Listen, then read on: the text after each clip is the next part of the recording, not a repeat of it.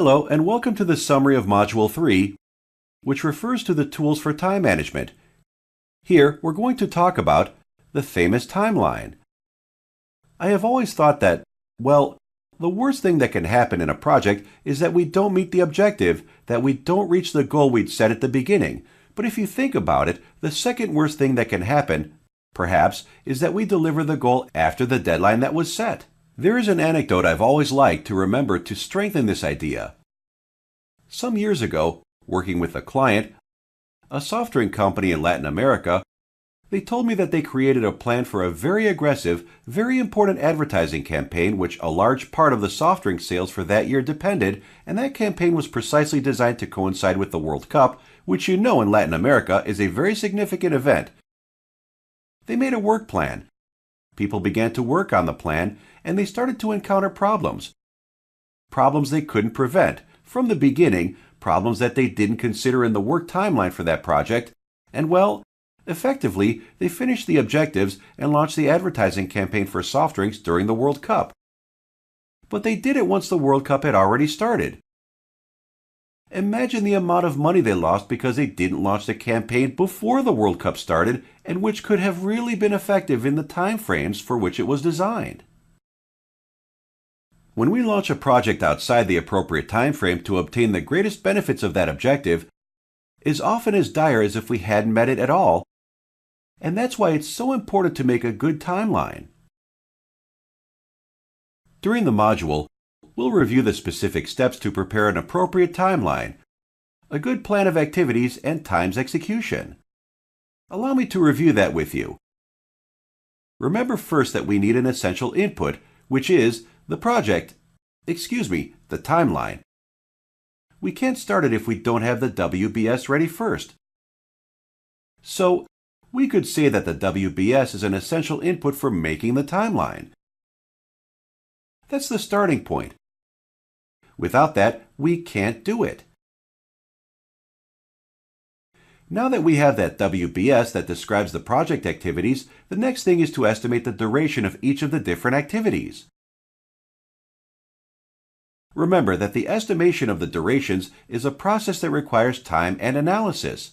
We can't determine duration based on perception or based on what we think the duration of an activity should be. We must take into account any experience, information, the resources that will be involved. Correctly estimating the durations of the activities often determines the quality of the timeline we're going to prepare. The next thing would be to establish the logical sequence of the activities.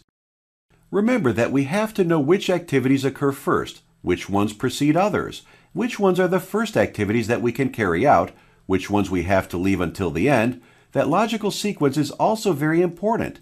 Fourth, we can put all of this in a diagram. It may be a Gantt chart, a node diagram. There are different techniques.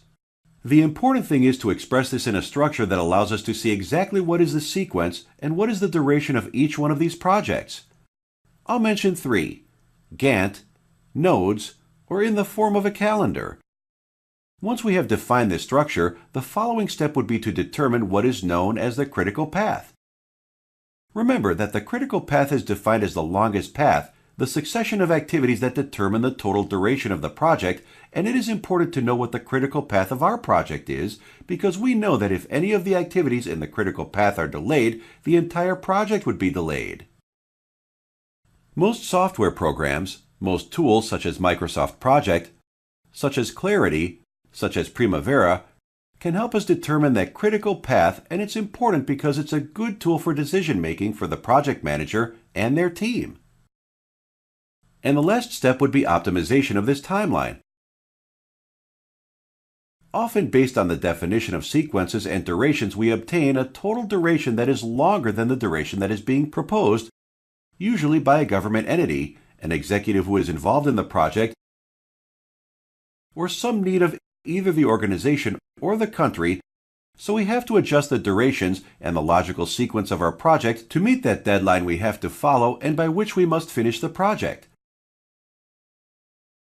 It's important that we do these elements in order and that we always try in the end to have a timeline that is doable and that meets the deadlines we're establishing.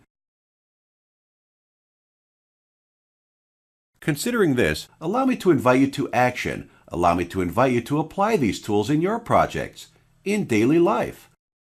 I would tell you, consider that once again, this is an activity we must do as a team. We must bring together all of the project participants to help us build the timeline. Use the Post-its again. Those famous Post-its that we used in the previous activity to make the WBS are also applicable here. And finally, you can use some of the software programs I mentioned to make this work simpler, but it's not absolutely necessary.